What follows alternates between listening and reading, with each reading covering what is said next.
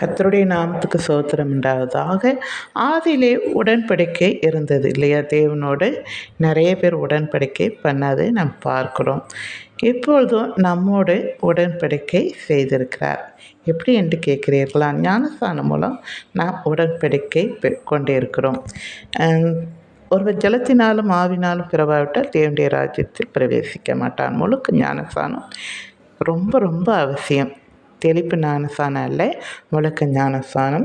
இயேசு கிறிஸ்துவும் அதை பெற்றுக்கொண்டார்.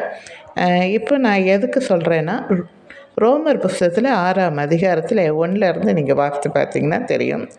பாவகத்துக்கு மரித்த நாம் இனி அதில் எப்படி பிழைப்போம்? கிறிஸ்து இயேசுக்குள்ளாக ஞானஸ்தானம் பெற்ற அனைவரும் அவருடைய மரணத்துக்குள்ளாக ஞானஸ்தானம் பெற்றதை அறியாமல் இருக்கிறீர்களா? மேலும் பிதாவின் மகிமையினாலே கிறிஸ்து மரித்தோர்ந்து எழுப்பப்பட்டது போல நாமளும் புதிதான ஜீவனுக்குள்ளவர்களாய் நடந்து கொள்ளும்படிக்கு அவருடைய மரணத்துக்குள் லாக்கும் ஞானஸ்தானத்தினாலே கிறிஸ்துவுடன் கூட அடக்கம் பண்ணப்பட்டோம். ஆதலால் அவருடைய மரணத்தின் சாயலில் நாம் இணைக்கப்பட்டவர்களானால் அவர் உயிர்த்தெழுதின் சாயலிலும் இணைக்கப்பட்டிருப்போம்.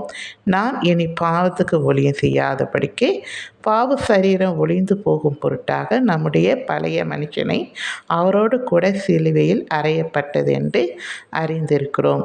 மரித்தவன் பாவத்துக்கு நீங்கி விடுதலையாக்கப்படுகிறானே.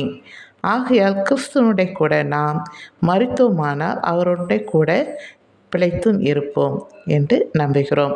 மரித்தோரிலிருந்து எழுந்த கிறிஸ்து இனி மரிப்பதில்லை என்று அறிந்திருக்கிறோம். மரணம் இனி அவரை ஆண்டு கொள்வதில்லை.